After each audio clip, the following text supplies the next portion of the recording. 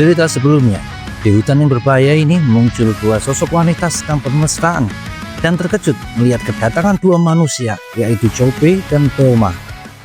Salah satu wanita yang berambut kuning menatap kesal dan bertanya kenapa ada manusia di pulau ini. Chobe balas bertanya, apa keduanya ini bukan manusia? Dan yang bikin kaget, wanita berambut kuning itu tahu-tahu berubah wujud jadi pria, sambil berkata kesal karena sudah diganggu waktu wik-wiknya. Di tempat lain, Gabimaru masih bingung dengan adanya desa terbengkalai yang baru saja terlihat. Tahu-tahu dia dikejutkan satu sosok bertudung di belakangnya yang langsung kabur. Gabimaru pun berlari mengejar dan malah kaget karena sosok itu adalah seorang bocah perempuan berambut pink. Tiba-tiba dari samping Gabimaru diserang. Refleks dia meloncat mundur. Semua kaget lagi melihat penyerangnya adalah sosok manusia pohon. Gabimaru melesat dan menendang manusia pohon itu ke arah Yusuriha dan bilang dia akan mengejar si bocah saja. Begitupun Sagiri yang mengikuti Gabimaru. Tinggallah Senta dan Yusuriha yang harus mengurus si monster pohon itu. Gabimaru berhasil mengejar lari bocah perempuan tadi, tapi dia malah terbanting ke tanah dengan mudah. Gantian Sagiri yang mendekat dan bocah itu sudah bersiap dengan tinjunya.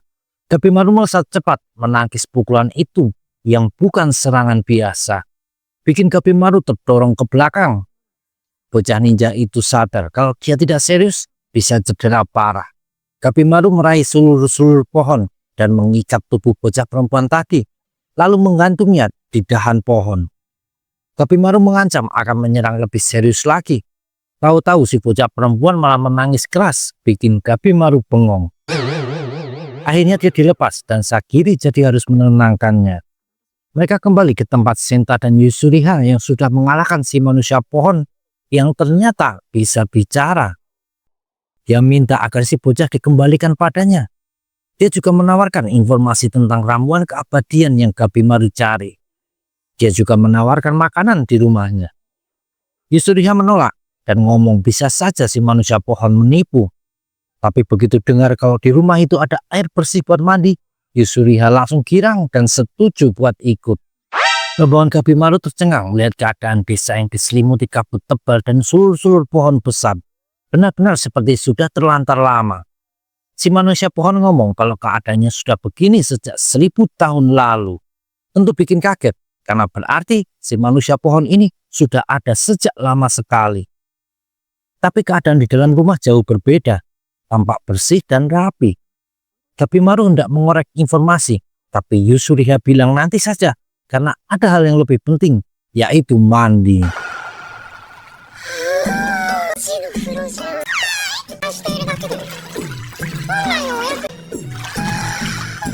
Sementara di depan, manusia pohon tadi menyajikan buah-buahan segar yang bikin Senta langsung ngiler karena perutnya sudah keroncongan. Manusia pohon itu ngomong, buah-buahannya tidak beracun. Dan si bocah perempuan tadi juga memakan buah ini. Yusuriha dan Sagiri pun ikut gabung. Di situ manusia pohon memperkenalkan namanya adalah Hoku. Dan si bocah adalah Mei. Dia lalu cerita tentang obat keabadian yang memang ada di pulau ini. Obat keabadian itu disebut dengan nama Tan. Dia menjelaskan kalau pulau ini terbagi jadi 3 bagian. Pantai dan hutan disebut Eisu. Lalu agak ke dalam, di area desa ini disebut Hojo. Dan Tan berada di area pusat pulau tersebut yang disebut Horai. Gabimaru bernapas lega. Impiannya bisa hidup tenang dengan sang istri akhirnya bisa terwujudkan. Tapi Hoku belum selesai cerita. Dia ngomong di Horai juga tinggal para penguasa pulau ini. Mereka dipanggil Tensen, sosok abadi yang dipenuhi kesempurnaan. Seperti yang sedang ditemui Chobe dan Toma. Mereka berhasil membelah badan sosok berambut kuning tadi. Tapi dengan cepat, tubuh itu beregenerasi. Hal yang sangat mustahil bagi manusia normal. Tensen tidak menua dan merupakan makhluk yang paling indah. Mereka beda dengan Soshin, monster-monster yang sebelumnya dilawan Gabimaru dan yang lainnya. Diperlihatkan, Chobe dan Toma terkapar bersimbah darah. Lalu keduanya diseret dan dilempar ke sebuah lubang besar. Hoku bilang kalau Tensen akan membunuh setiap manusia yang datang ke pulau ini. Para manusia itu akan dibuat tak berdaya lalu dijadikan bahan media tanam buat tanaman bunga. Gimana Ekstrak bunga itulah yang disebut tan alias ramuan keabadian. Seperti cobe yang terkapar di lubang, tubuhnya mulai dililit, akar tanaman menjalar. Toma dengan panik berusaha melepaskan kakaknya itu. Yusur yang ngomong kalau itu kayak cerita dongeng saja. Tapi Hugo mematahkan tangannya sendiri dan langsung beregenerasi dengan cepat. Di pinggir pantai, Tensa dan Nurugai masih berjalan menyusuri pasir putih. Keduanya lalu berdebat harus ngapain, tetap di pantai atau masuk hutan yang berbahaya. Tahu-tahu mereka dikejutkan kedatangan satu sosok lain di belakang mereka, seperti turun dari langit. Sosok Tenzin berambut oranye. Dia menuduh dua manusia ini yang menyebabkan banyaknya jasad Sosin di hutan, sambil menunjukkan muka marahnya. Tensa dan Nurugai tahu makhluk di depan mereka ini berbahaya. Keduanya langsung lari kabur ke arah hutan. Tapi tahu-tahu si Tenzin tadi sudah berdiri di depan Tensa. Tanpa menyentuh, tubuh Tensa dibuat terpental jauh ke belakang. Nurugai berhasil menghindari serangan ke arahnya. Dia bergeser ke arah Tensa yang masih terduduk lemas. Tenzin berambut oranye itu berniat menghabisi keduanya. Tapi ujung katana Tensa dengan cepat menyayat kedua mata Tenzin berambut oranye itu. Dan dengan segera luka itu beregenerasi. Menatap ngeri ke arah lawan, Tensa tetap maju menyerang. Dia berkali-kali menyabetkan katana di tangannya. Sampai akhirnya tubuh Tenzin itu terpotong-potong jadi beberapa bagian. Tensa langsung mengajak Nurugai lari menjauh. Yang mengerikan, Tenzin tadi bisa mengejar keduanya meski dengan badan yang belum regenerasi secara utuh. Nurugai dan Tensa bersiap melawan lagi saat tiba-tiba satu bilah katana melesat, memotong seluruh tanaman yang menyambungkan kepala Tenzin ke badannya. Terlihat Asaemon lain bernama Shion yang dipanggil guru sama Tensa. Asaemon buta itu langsung menyuruh Tensa dan Nurugai kabur dari tempat tersebut. Agak jauh dari situ, Shion coba menanyakan pada Tensa tentang situasinya. Tahu-tahu makhluk abadi tadi muncul di belakang Tensa dan Nurugai. Shion bergerak cepat menarik kedua orang itu menjauh. Tapi sepertinya tidak cukup cepat. Lehernya terluka dan menyemburkan darah. Tensa kembali menyerang dengan sabetan-sabetan cepat. Tapi kali ini berbeda. Tenzin itu dengan gampang menghindari semua serangan tersebut. Tenzin tadi malah mendekat dan ngomong sudah hafal gerakan Tensa. Cuma dengan mengangkat jari, tubuh Asaemon muda itu langsung mendapat 4 lubang, seperti ditembak pakai shotgun. Pemuda itu pun langsung ambruk dan muntah darah. Tapi dia tidak nyerah. Tensa kembali berdiri dan kini memakai tinjunya buat menyerang lawan di depannya. Asaemon muda itu berteriak agar guru dan Nurugai segera kabur. Sementara dirinya terus mengejar dan memukuli Tenzin yang jatuh terbaring di tanah. Nurugai menatap ngeri ke arah depan yang mana Tenzin tadi bangkit lagi meski kepalanya tinggal setengah. Sedangkan Tensa kembali ambruk ke tanah. Shion meraih badan Nurugai dan lari cepat menjauh dari situ. Sedangkan Tensa mengumpulkan sisa tenaganya dan kembali menghajar lawan. Tapi akhirnya berakhir dengan tenaganya yang habis dan tersungkur tak berdaya di depan Tenzin yang sudah berubah wujud jadi sosok wanita. Di dalam hutan, Shion berteriak marah dan bersumpah akan balas dendam buat muridnya itu. Sedangkan Nurugai cuma bisa meraung sedih.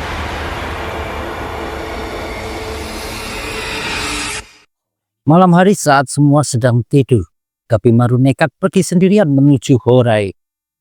Langkahnya terhenti saat mendengar dengungan suara.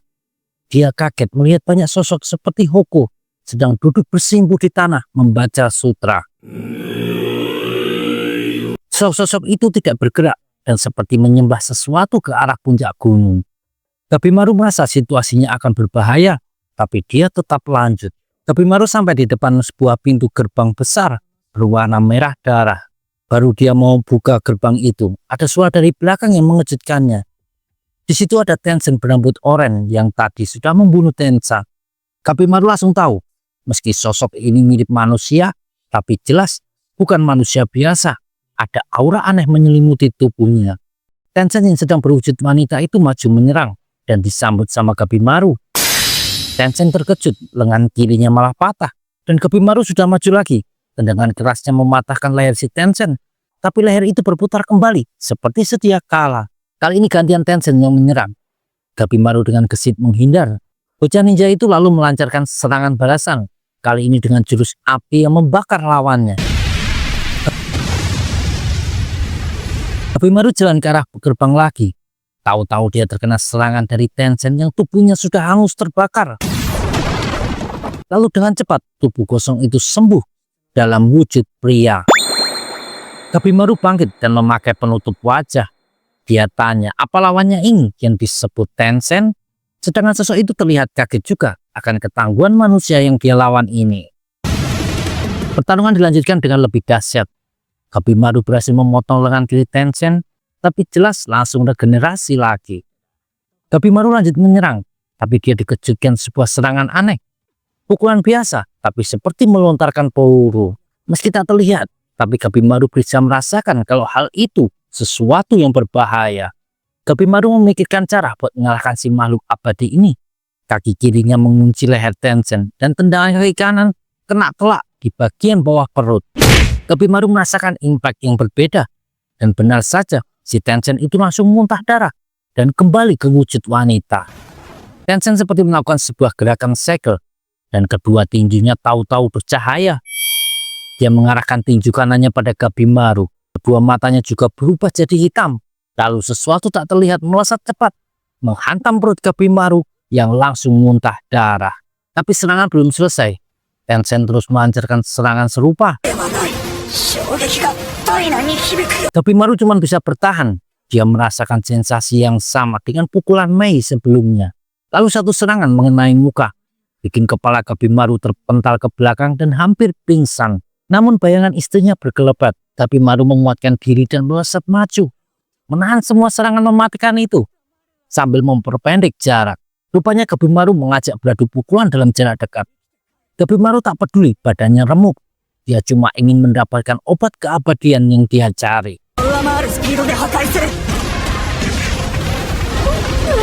Pukulan Gabimaru terlihat lebih unggul. Badan Tencent terkoyak di mana-mana dan dia terjatuh ke tanah dengan satu pukulan keras dari Gabimaru. Bocah ninja itu ngomong, dia tahu kalau Tencent belum mati. Dia terasa lemah tapi jelas masih hidup. Gabimaru nanya gimana obat yang dia cari. Namun dia dikagetkan dengan tumbuhnya bunga-bunga dari setiap luka di tubuh Tencent. Lalu seluruh badannya tertutup bunga-bunga itu dan muncullah satu bunga raksasa.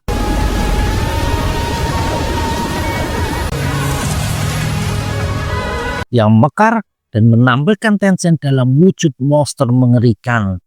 Gabimaru sedang mengamati situasinya saat tahu-tahu satu serangan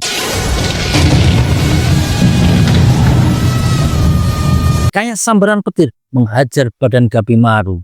Meski tidak menumbangkannya, tapi jelas kalau bocah ninja itu cedera cukup parah. Serangan dilanjutkan dan Gabimaru sudah tidak punya tenaga lagi buat menghindar. Gabimaru tergeletak tak berdaya dan monster bunga itu siap ngasih serangan penutup. Tahu-tahu muncul Mei di samping Gabimaru. Bocah perempuan itu lalu membuat bola energi yang menyelubungi dirinya dan Gabimaru. Pria itu melindungi mereka dari serangan dahsyat Tencent. Meskipun keduanya tetap harus terlempar jatuh dari puncak gunung. Besok paginya, Senta dan Sagiri bingung tidak menemukan Gabimaru dan juga Mei yang diduga pergi ke Horei semalam. Sagiri mengajak buat mencari Gabimaru, tapi Yuzuriha menolak bertindak gegabah karena bisa saja mereka yang malah kesesat. Tapi Hoko ngomong dia bersedia mengantar ke Horei, sekalian mau mencari Mei. Di perjalanan ke puncak gunung, Yuzuriha penasaran tentang sosok yang disebut Tencent ini. Sementara di balik gerbang besar merah, ada 6 Tencent sedang ngumpul. Lalu muncul satu lagi, sepertinya yang ini si pemimpin. Dia minta informasi tentang adanya beberapa manusia yang muncul. Tapi kelihatannya kali ini berbeda dari yang biasanya. Tencent rambut kuning mengkritik Sujin, yaitu Tencent rambut oranye yang katanya malas buat patroli. Dia juga mengejek Sujin yang kewalahan mengusir satu manusia semalam. Dan satu hantaman energi menghancurkan kelapa Sujin. Tapi tentu langsung pulih lagi. Cuman yang beda, penampilannya kini mirip nenek-nenek tua yang keriput. Dikatakan itu karena Sujin memakai terlalu banyak energi semalam. Si pemimpin menegur rambut kuning dan bilang kalau cuma dialah yang berhak mengkritik, apalagi melukai sesama Tencent. Lalu dia menuangkan cairan tang ke semua cangkir yang ada dan bersulang. Begitu minum, wujud Sujin kembali lagi jadi sosok wanita muda. Masih di lereng gunung, Hoko cerita kalau Tencent itu awalnya pertapa sakti yang jadi dewa, lalu merubah diri menjadi 7 bagian. Ketujuhnya punya wajah dan suara yang mirip, tapi dengan sifat dan peran yang berbeda. Hoko ngomong kalau itu adalah kisah yang dia dengar waktu kecil. Surya mengira dulunya Hoko berwujud daun kecil, tapi mengejutkannya. Hoko ngomong kalau dia ini dulunya manusia biasa, sama juga penduduk desa lainnya. Semua orang di pulau ini berumur panjang dan menyembah dewa di puncak Horai. Tapi keadaan berubah sekitar 1000 tahun lalu. Saat sekarat karena tua ataupun sakit saat muda, badan para penduduk desa mulai ditumbuhi ranting kecil yang akhirnya berubah jadi pohon utuh. Sosok pohon kering yang sedang bersujud itu dulunya adalah penduduk desa. Sedangkan Hoko sepertinya pernah terkena tan dan akhirnya tidak mati meski harus berwujud pohon. Sementara itu, Gabimaru tersadar dari pingsannya di tepi sungai. Sepertinya kekuatan Mei berhasil menyelamatkan mereka dari serangan mematikan Tencent Sujin. Gabimaru mengingat pertempuran semalam dan yakin kalau para Tencent ini hanyalah monster, bukan sosok dewa, yang artinya pasti ada cara untuk mengalahkannya. Tahu-tahu dia dikejutkan suara dari arah belakang. Di situ ada Tamiya Kantetsusei dan Asaemon Fuji. ボロ雑巾が動いたと思ったら、あの時の忍びじゃねえか。やつれてるな。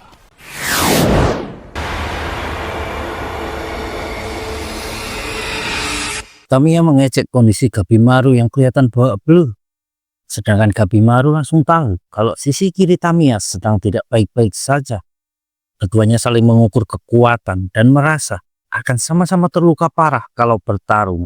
Fuji menengahi dan ngomong kalau ribut justru akan kehilangan informasi.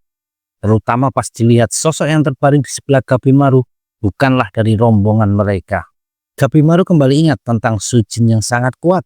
Tiba-tiba dia langsung berlutut, bertanya apa keduanya bersedia beraliansi dengannya. Tamiya mengacungkan katana dan ngomong kecewa melihat Gabimaru yang katanya kuat malah berlutut memohon seperti ini.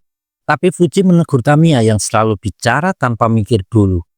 Asaemon malah nanya apa alasan Gabimaru minta beraliansi. Barulah setelah diceritakan tentang Tencent, kedua orang itu terkejut tak percaya. Tapi jelas setelah yang mereka temui di pulau ini, tentu cerita Gabimaru tidak sepenuhnya aneh. Fuji justru penasaran seperti apa organ makhluk yang tidak bisa mati itu. Fuji masih mempertimbangkan cerita Gabimaru, tapi Tamiya malah tertawa dan ngomong kalau memang benda yang mereka cari dan Tencent ini ada di tempat yang sama, justru kebetulan sekali. Dia juga ngomong menginginkan keabadian. Fuji kaget berpikir Tamiya ingin mengambil obat keabadian buat dirinya sendiri. Tapi si samurai itu ngomong kalau abadi secara harfiah tidaklah menyenangkan. Yang dia maksud adalah melakukan sesuatu yang luar biasa agar namanya akan dikenang sepanjang masa. Itulah arti abadi yang dia cari. Ketiganya pun setuju buat kerjasama. Dan tahu-tahu Mei sudah bangun dari pingsannya. Gabimaru kaget melihat sosok Mei yang kini tidak lagi berwujud bocah kecil, melainkan gadis remaja. Dia juga bisa bicara sedikit lebih lancar. Gabimaru mengucapkan terima kasih karena sudah ditolong. Dia lalu bertanya tentang kekuatan aneh milik Mei yang dirasa mirip dengan Tencent. Dan kalau ada cara buat mengalahkan para makhluk abadi tersebut. Mei menjawab tahu. Lemah kuat, pikiran badan, tanden berputar. Gabimaru bingung mendengarnya. Sedangkan Fuji berpikir yang dimaksud tanden adalah bagian bawah perut yang dalam seni bela diri disebut pusat kekuatan manusia. Tak lama Gabimaru dan yang lainnya didatangi rombongan monster. Tamiya langsung menebas mereka dengan katananya.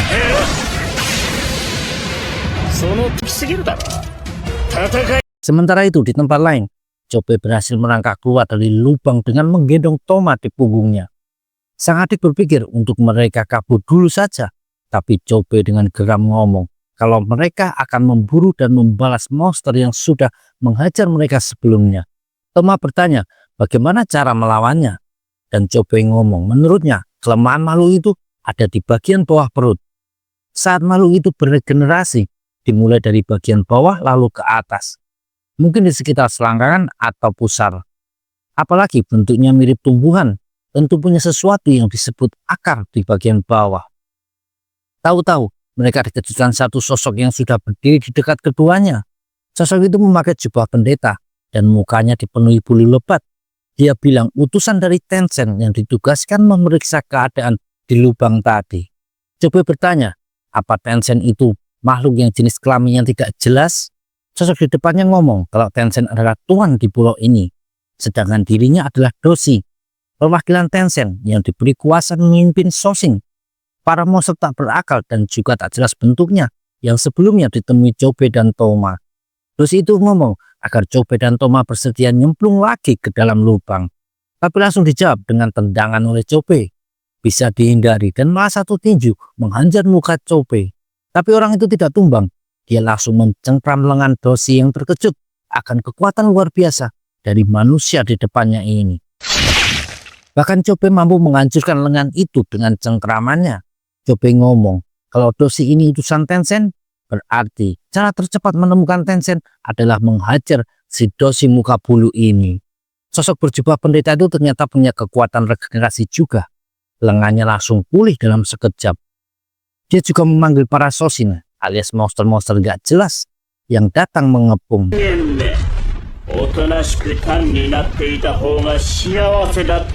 Chopei menoleh ke belakang dan menyuruh Toma menghabisi para monster yang baru saja muncul ini.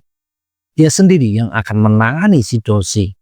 Toma segera beraksi. Sebagai assignment, tentu kemampuan berpedangnya cukup mumpuni. Doshi muka bulu ini menganalisa Chopei dan menilai kalau kekuatan Tao miliknya kecil. Dan juga setiap serangan tidak memanfaatkan Tao dalam dirinya. Meski bisa melukai Doshi, tapi kekuatan Tao-nya bisa langsung menyembuhkan. Tapi sekarang giliran Chopei yang kena hajar berulang kali sampai terkapar di tanah. Toma terbelalak melihat sang kakak jatuh bersimbah darah.